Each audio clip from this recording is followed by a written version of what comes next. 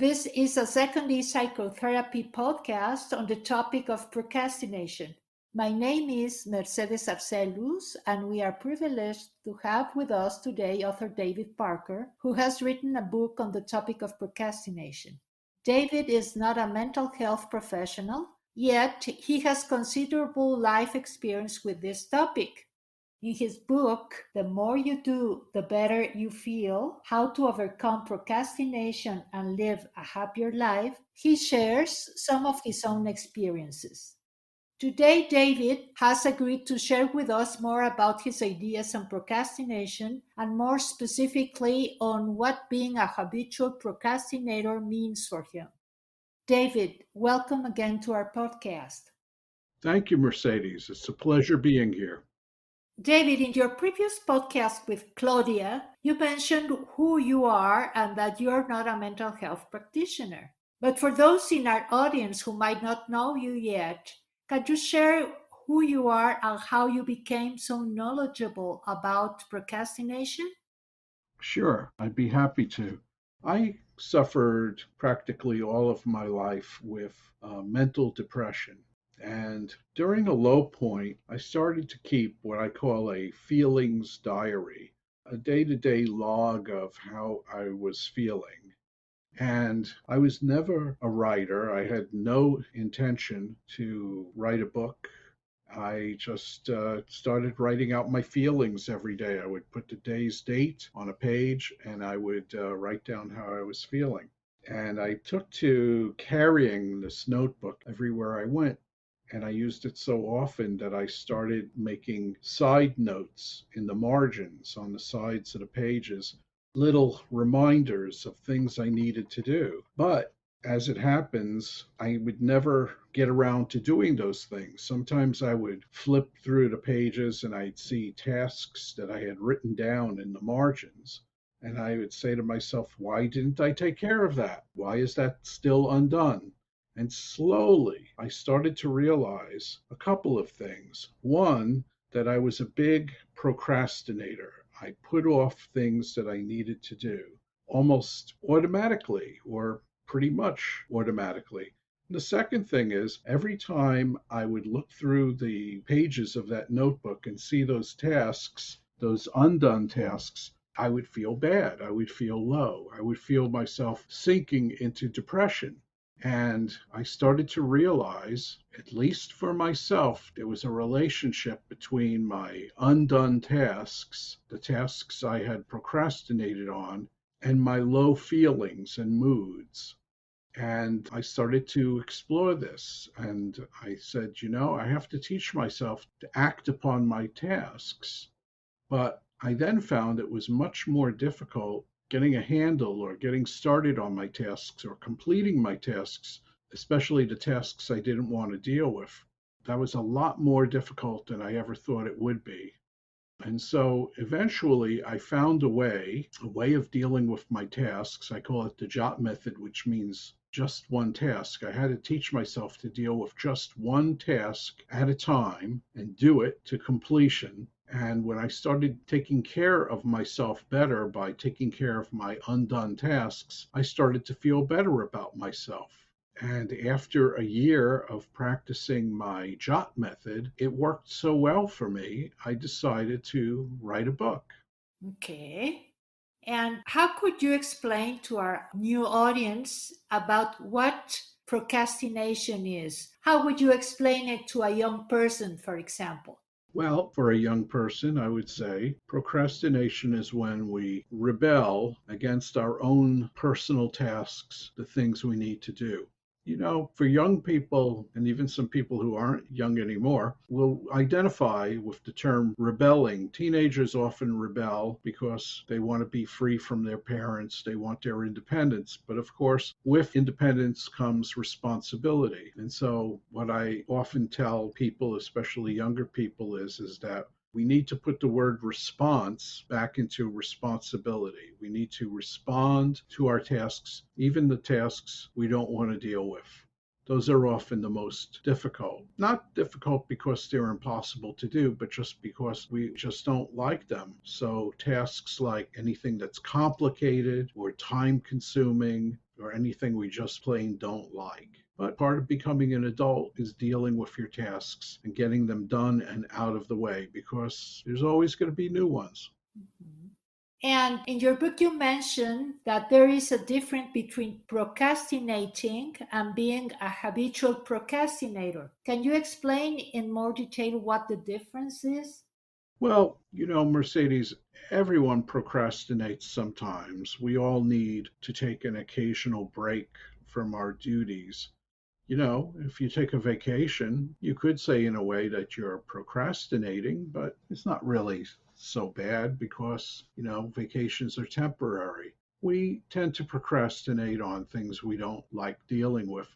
But my book is meant for people who are habitual procrastinators. That is, people who constantly procrastinate or put off doing what they need to do. So, for example, maybe their home or apartment is very untidy, even messy, or they don't balance their bank book.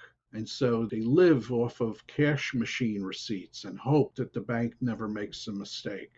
This is habitual procrastination, and it could really make a person feel low. Of course, there are some people who procrastinate all the time. Their homes are messy. Their bank books, they don't know really how much is in the bank. They just know they have some money, so they can always write a check as long as it's under a certain amount. If a person is okay with that, okay. I mean, it's a personal decision. But I think that most people, the vast majority of people, find that procrastination is something they wish that they didn't do and something that they do almost on an automatic basis, like, for example, endlessly watching television or endlessly surfing the internet. And then when it comes time for bedtime, they say, why didn't I get anything done? Or they wake up in the morning and say, why does my place look like such a mess? Why don't I take care of it better? So these are the bad feelings that can cause low moods and even depression. So, my book is about learning how to deal with one task at a time, to be happy with it,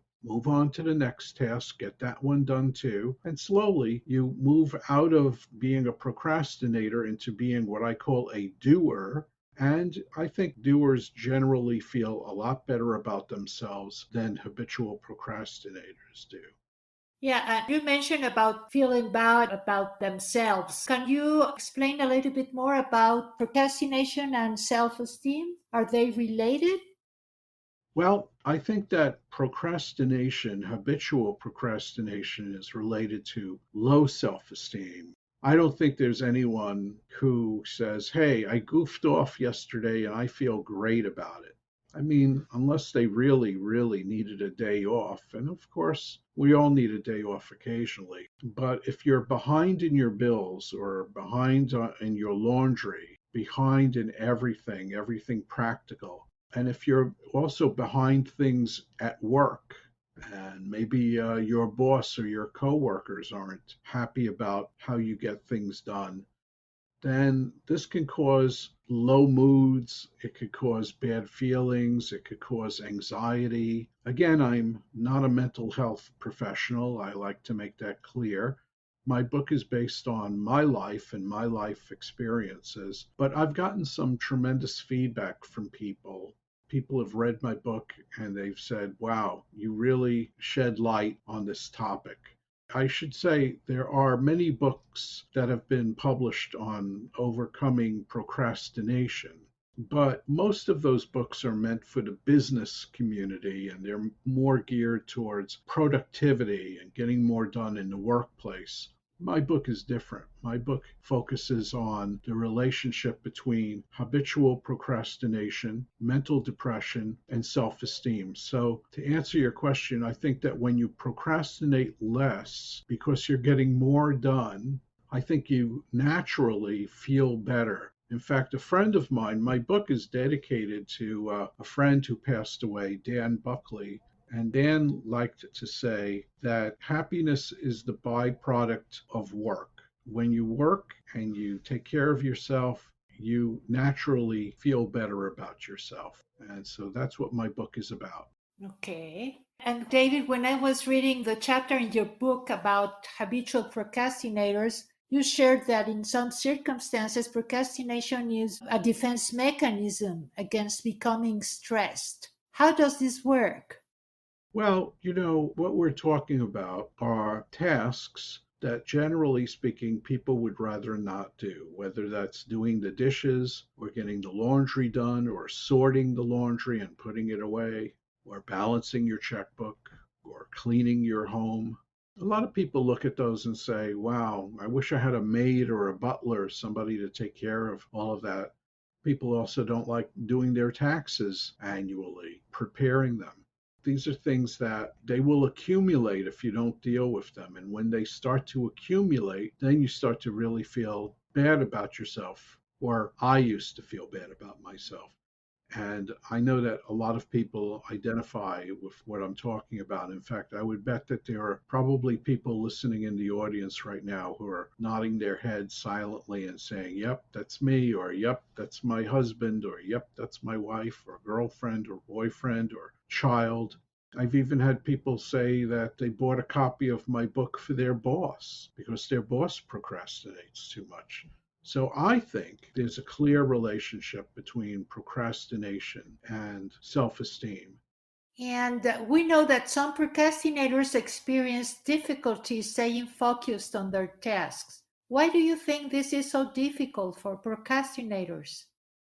Well, that's a very good question, Mercedes. One answer is that procrastinators are very good at avoiding their tasks. And if you do anything long enough, you tend to become good at it, whether that's playing soccer or baseball or doing math, or being a good student and learning a skill or a subject. The more frequently you do it, chances are the better you get at it. The same is true with procrastination. So, how do people become really good procrastinators? Well, you learn to, instead of multitask, you learn to multi avoid. You learn different ways to avoid. You put on the TV, you say to yourself, I'm just going to put the TV on for 5 minutes to check the listings to see what's on later. And then, of course, you never shut the TV off until it's bedtime. That's a classic. The same holds true with surfing the internet. Or sometimes a person will say, I'm just going to go out for a little stroll around the block. And they go outside and they wind up going for a 2 or 3 mile walk.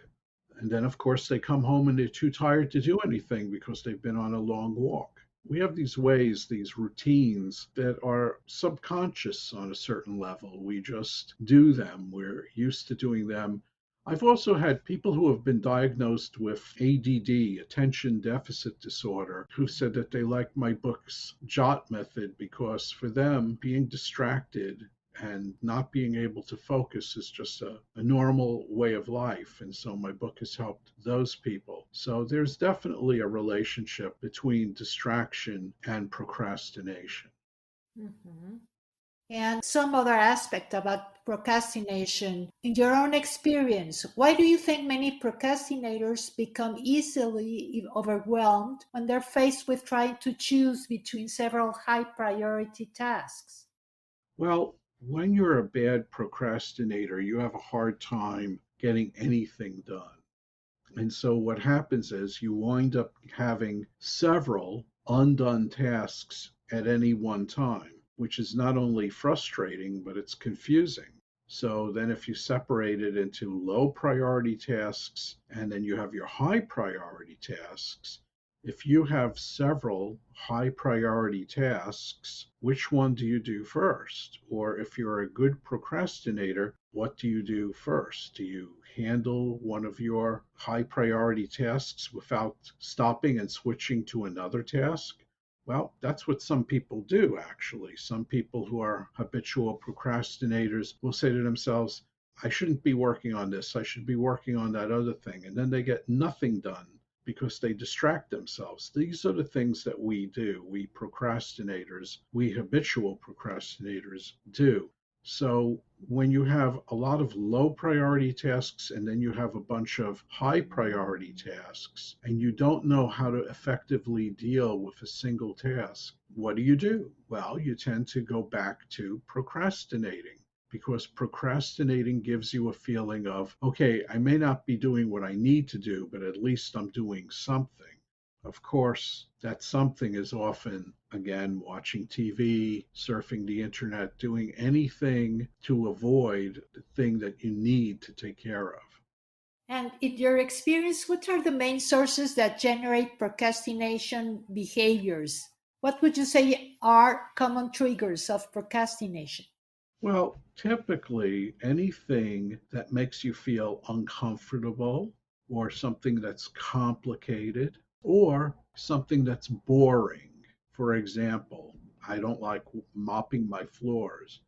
Mopping the floors is not something I really look forward to doing, but I do it because I have to. So usually it's again a task that's difficult, complicated, time consuming, or boring, or a combination of those elements.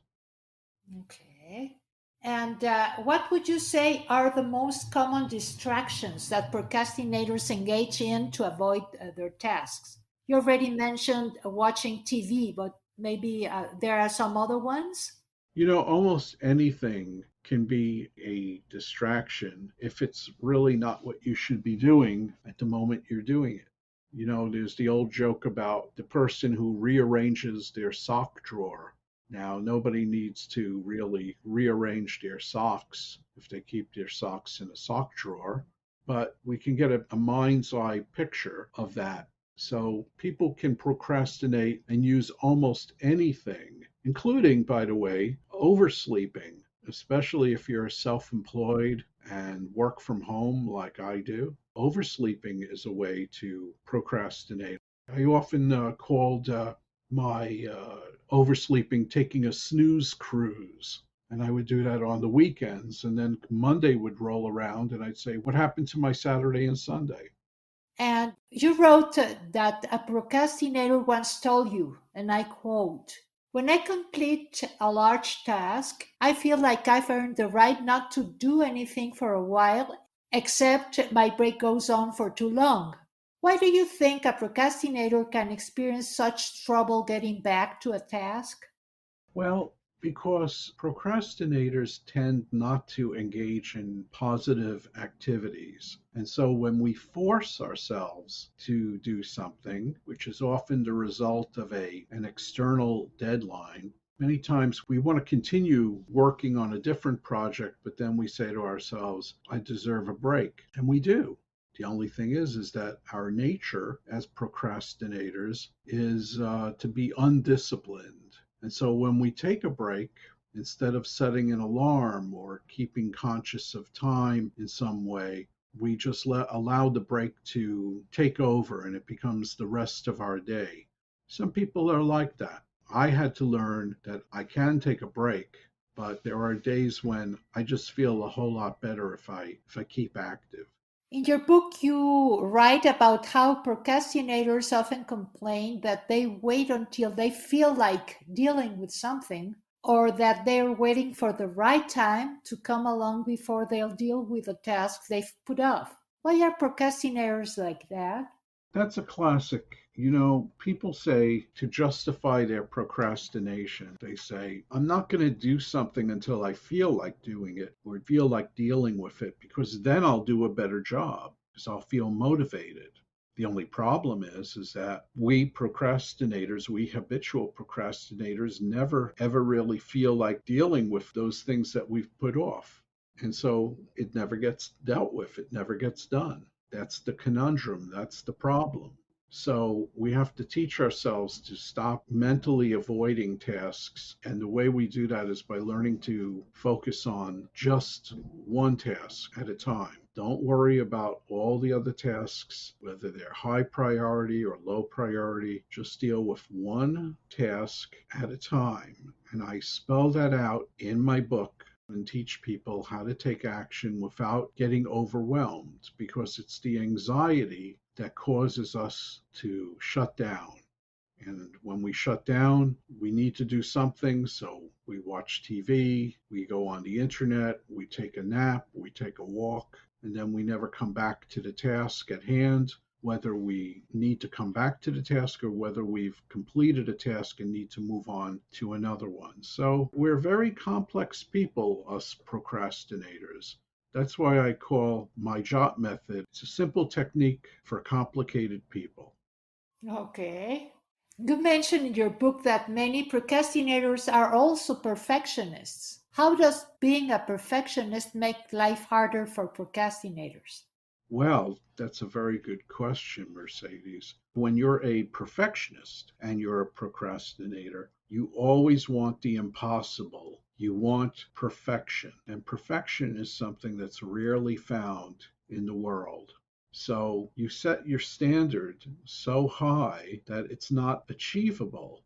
And because it's not achievable, it makes your target or your task impossible to get done because your standard is too high.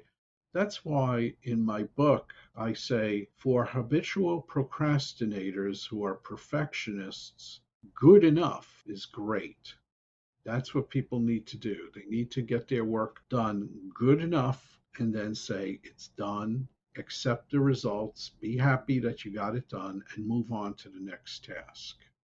And you write that procrastinators often report that they don't feel satisfied after they've completed a task. Why is that? Is this related to the need to be perfect? Very often it is. Very often it's perfectionism.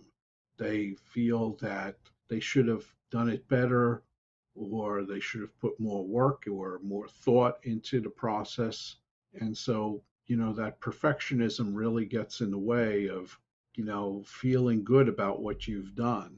So, what we want to do is we want to learn to be realistic about our tasks, get them done, and be happy about it. Give yourself literally, sometimes when I do something difficult, I tap myself on the shoulder and say, very good, Dave, you did good.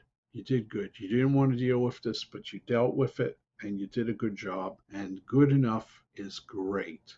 And I had to teach myself that. And that is part of what I wrote about in my book. And you also mentioned, David, that many procrastinators dislike tasks that are complicated or that take more than a few minutes to accomplish. Why is that? A lot of procrastinators are fans of instant coffee. We want instant coffee or instant results. We want things done right away without complication. And we don't like things that, again, are complicated or boring or difficult. So we need to learn how to break our tasks into smaller sized pieces and get them done and feel good about each piece getting done. And eventually we get the whole task or project completed. So it's a very psychological situation. The subtitle of my book is How to Overcome Procrastination and Live a Happier Life. To be happy about getting things done rather than, it's not about productivity, it's about happiness. That's what it's all about. I know you're not a mental health professional, but your book has been recommended by some mental health practitioners. Why do you think mental health practitioners would recommend your book? Well, a lot of them have clients who are habitual procrastinators, and therapists can spend hours talking to a person, a client who says, I know I should get this done, but I just can't bear to do it. So my book comes in handy for people like that, people who have a very hard time getting started on projects because they worry what the results will be. Let's say that they have to write a letter to someone or an email, and they're focused on worrying what if the person doesn't like the email? Or what if they send an email back, a reply that I'm not going to like? So people shut down. They just don't, they're so used to shutting down that they don't imagine positive scenarios. They don't see positive scenarios. They only see the negative. Mhm. Okay. I don't know if you're familiar with the AA motto of doing one day at a time when trying to overcome addictive behaviors. How do you see this similar or different from your recommendation on doing one task at a time for helping with habitual chronic procrastination? Yes, I think that there's a lot of similarity there because From what I understand in the program Alcoholics Anonymous, they talk about the concept of focusing on one day at a time. In other words, for the person who's a chronic alcoholic, the thought of stop drinking forever is just scary, plain scary. Living without alcohol or some other substance of choice could be very, very frightening. So what the newcomer is told in these 12-step groups is to just focus on today. Today, you're not going to have a drink. Don't worry about tomorrow. Let tomorrow come on its own. Tomorrow, when you wake up, you can dedicate that life, that day, that I should say, to I'm not going to have a drink today. And that's the way to go. And it's very similar in a sense to just one task, because if you have a lot of tasks that need your attention and there's only so many hours in the day, you have to accept that you can only get a certain amount done every day or every evening. And your tasks will be there tomorrow when the sun comes up. And you can learn to slowly prioritize, and you can even learn to break large tasks into smaller sized pieces, and in fact, not complete a task till the next day, because sometimes tasks are very big and they might take a couple of days to get done. And that's okay, because again, we don't have to be perfect. We don't have to get everything done, get it done absolutely perfectly, all in one day. Time takes time. So there's a lot of sensibility in that AA, one day at a time phrase or way of life. There is a certain similarity to just one task. Mhm. Okay. And some procrastinators mention that it is their low level of energy what explains their behavior when delaying in engaging in a task. What would you suggest they should do? Well, if a person has low energy and that interferes with their task, maybe they might want to try to re energize themselves. And what I mean by that is, it's a fact of life. If we exercise, we often feel better after we've exercised compared to how we felt before. So if we're feeling tired and sluggish, the thing is, it's counterintuitive to exercise, because if you're very tired, you might want to take a nap or lay back and eat some ice cream and watch TV. But if you exercise a bit, and when I say a bit, 10 minutes, 10 minutes in your home of just moving your arms and legs and getting some physical activity going, that could be a great help. There's a saying, I believe it's an Irish saying, move a muscle, change a thought. When we're feeling low or we're feeling down, many times if we do some exercise or we do some sort of activity, it could be dusting, it could be doing the dishes. If we do something for about 10 minutes, we could change our mindset. And when we change our mindset, maybe we can handle something a little more complicated or something that's a higher priority task and get that work done and hopefully done. Mhm. Okay. David, apart from reading your book or other books on the subject, what would be your message for someone who has just discovered he or she has serious issues with procrastination for the first time? First of all, try not to beat up on yourself, because when you realize that you have a problem, many times human nature is to beat up on yourself and say, why am I so stupid? Or we compare ourselves, we say, how come my neighbor's apartment is so much cleaner and neater than mine is? What's wrong with me? That's a good way of beating up on yourself. What you need to learn is to have compassion for yourself and learn to deal with one task at a time, which is what I spell out in detail in my book. Okay. Mhm. Well, David, these are all the questions that I had for you today. Thank you very much for all your interesting answers. I'm sure that our listeners have gained some helpful information regarding this fascinating topic of procrastination. However, if our listeners have any questions or are struggling with procrastination, they can reach out to Claudia and me. Sometimes talking things through could help. If anyone is in this case, click on the Contact Us link in the description below. So, I look forward to having you again as our guest with Claudia next time.